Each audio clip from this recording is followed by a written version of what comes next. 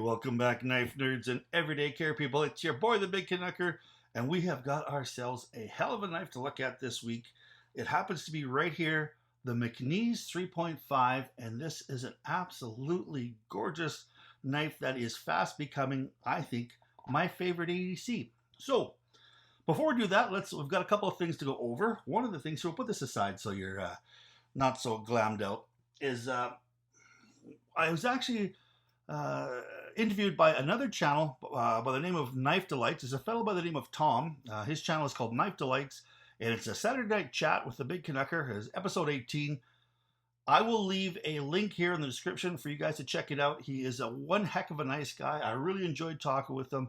If you want to check out that little bit of a chat, I would really appreciate it. And if you do check it out from this channel, please don't forget to let Tom know that you stopped by from seeing it here, and I do appreciate it so much. Another thing that happened to me this week that is, hey man, if I had luck, it's normally bad luck.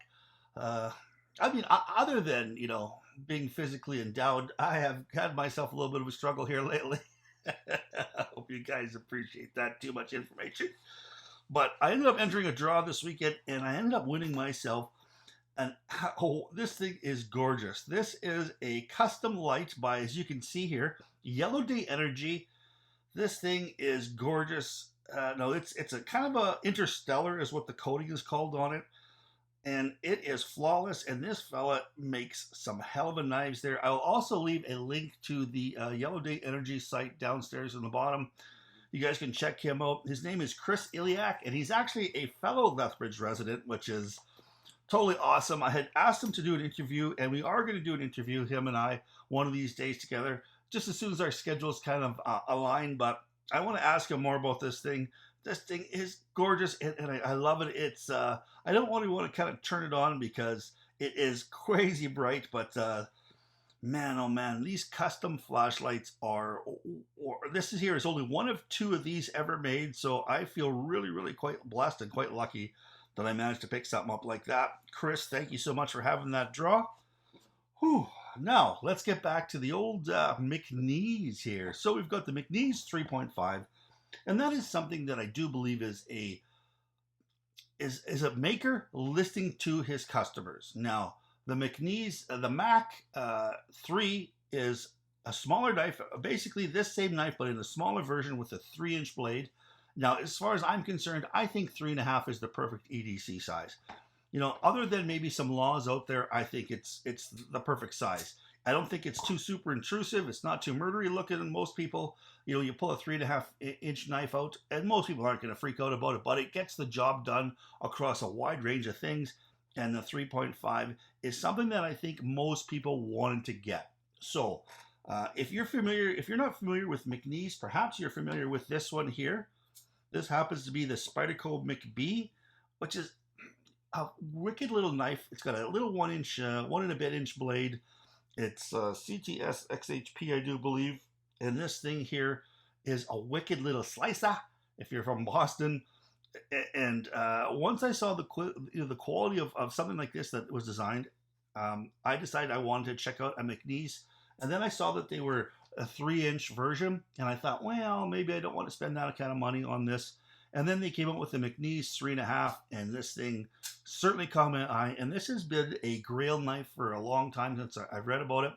I managed to actually do a little bit of kind of horse trading, and I picked up this, and it's a user, but that's okay. It's new to me, and I think it's absolutely bananas good. All right, so let's go over this. So the blade is 3.4 inches long. Now the overall length is 7.5, so it's got a really kind of good blade to handle ratio. A lot of people don't seem to like that extra large handle with the blade, and this seems to be more of a kind of a symmetrical design. I've got double XL hands, and I can get a good 4-inch grip on this, or a good 4-finger grip on this, and I've got no issues whatsoever with it at all. Now, the overall weight here is 4.5 ounces. Now, this one happens to be the 20 CP blade because it was made in 2001. If you buy yourself a brand new one now, they come in a magna cut. So I'm not sure if that makes a big difference in the weight of the blade, but overall this thing is balanced beautifully. At 4.5 ounces, it's heavy enough to know that you've got a substantial piece of titanium and steel in your hand, but it's not so heavy that it's going to drag down, say, a pair of sweatpants or a shirt. And it is smooth as silk. I mean, you can tighten up these pivots and you're still going to get crazy. Just drop shut action. Like it's so smooth. And perhaps because this one happens to be a pre-owned one and maybe it's broken in, but the fellow that I got it from who had it since new said that this thing was like this right from day one. And I haven't touched this at all. I haven't cleaned it. I haven't polished anything. I've just not lubed it. I've just left it alone because it is, I mean, in a way, sometimes it can be a little bit even scary where it just drops so fast. If you don't have your thumb, because there doesn't seem to be a lot of, lots of times you've got some pocket knives and you drop shut. What hits your thumb is going to be an unsharpened piece. And this thing here is sharpened almost all the way to the pivot or almost all the way to the handle. So you don't have a lot of room for air. If I'm going to drop this, I'm going to drop it on either that little tiny bit or I'm going to drop it on my thumbnail where it's not going to, do too much damage. It's just going to do a little bit of a mark into your thumbnail, but you got to be careful. This happens to be two quite thick slabs of, what do they call them? 6AL 4V titanium. As you can see inside there, I'm not sure if you can see that it's a little bit milled out on the inside with some holes, so to do a little bit of lightning.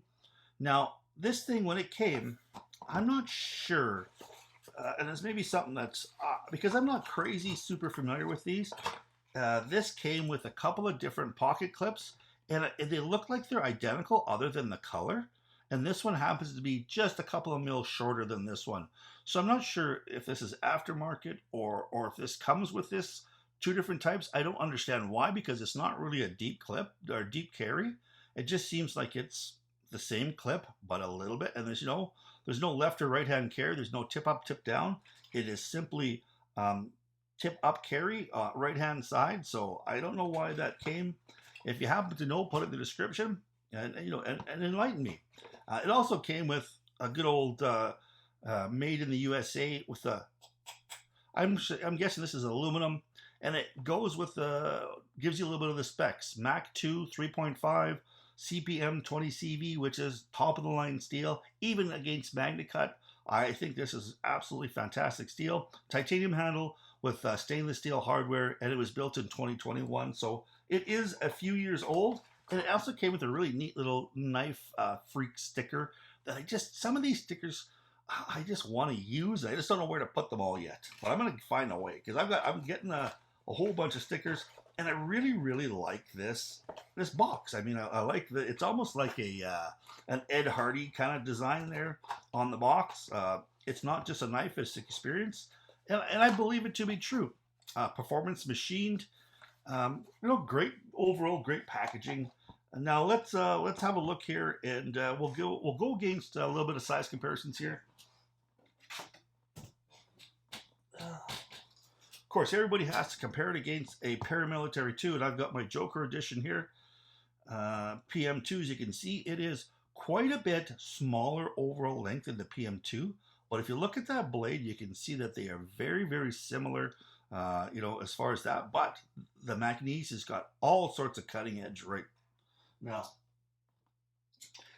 The other thing that I really thought this was quite nice is you've got yourself a nice thick blade here. I'm gonna guess it's probably like 3.5, 4 mil. So that's giving you a really super stout blade. Now it is very, very stout all the way to the complete end, to the tip here. Or then it kind of just tapers it right at the very end. So I know you're not supposed to pry with your knives, but hey, in an emergency, sometimes it has to be done. And I think that this one could take it. Now, it's not all roses, of course, folks. The thing that I have been a little bit concerned about is the fact that they've got themselves a very, very small stop pin here. Now, and I thought, well, this fella, it's, performance machine. He's a knife maker. It must be very strong. But one of the things that I have found is I've taken this knife and I have used it.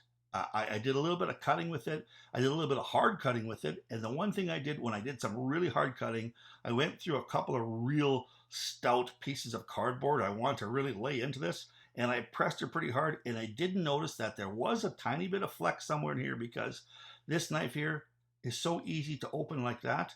But when you've got, when I used it after the first real hard time, when I went to close it, I felt that this had traveled in just a little bit, and I thought, that just seems a little bit weird. Now, this mat here is a cutting mat, so maybe I can try it out here. Give it a little bit of a push, and you can see that it has traveled over that little bit, and then it's a little bit harder to close. So the only thing I can assume is that this pivot pin here, or the stop pin, seems to flex just a little bit, and that's a tiny bit disconcerting, because A, this is a $495 USD knife, and B, I don't want this thing to be out in the field and I'm pressing on it to do a hard cut and I snap this pin. I'm sure that that the company would warranty their knife. I mean, they've got I think on their thing they say that it's warranted for the basically the life of the knife, as long as you own it, as long as you don't abuse it. I think that they would look after you, but it's still something that is a bit disconcerting to have that kind of flex in such an expensive knife, in such a perceived hard use knife, because this is kind of a hard use knife. Now, thickness behind the edge, she's a little bit on the porky side. This is a kind of a high saber grind. I would like to see perhaps maybe a little more of a hollow grind in there. I think that would make this a little bit better of a slicer. Not that that it's not a slicer. It's, you know what, you would say that you've got some knives out there that I would equate with being, Porsches and stuff like that are just, very slick, and they handle extremely well, and they just cut like a bugger. And then you got knives like this, where I would kind of equate that to a Camaro with a big old V8 engine, sitting at a stoplight, rocking where it just about stalls, and then when you put your foot into it, she just blows your mind. That seems to be like this. It's kind of just a good old hunk of steel and a good old hunk of titanium that's machined beautifully and designed extremely well, save for that little bit of a stop pin. But other than that, I think this is an absolutely gorgeous knife. It hits a home run with this particular knife. The ergonomics on it are beautiful. The design, I think, is beautiful.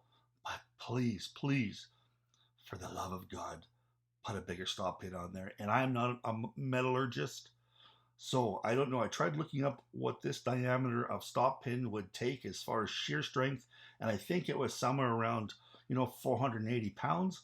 Can I press 480 pounds on this? I don't know, but I just don't like the fact that when I do press, this travels over a little bit, because there obviously is a little bit of knife flex.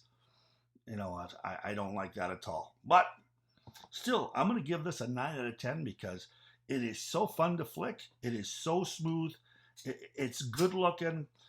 It's got total top grade materials. It's made in in North America, the USA. But the only thing I'm going to do, give it a little bit of a hit for that stop pin. Now, I sure hope you guys enjoyed this. Please, please stay safe out there. Keep your stick on the ice. The shiny side up. This is the Big Canucker. Saying adios.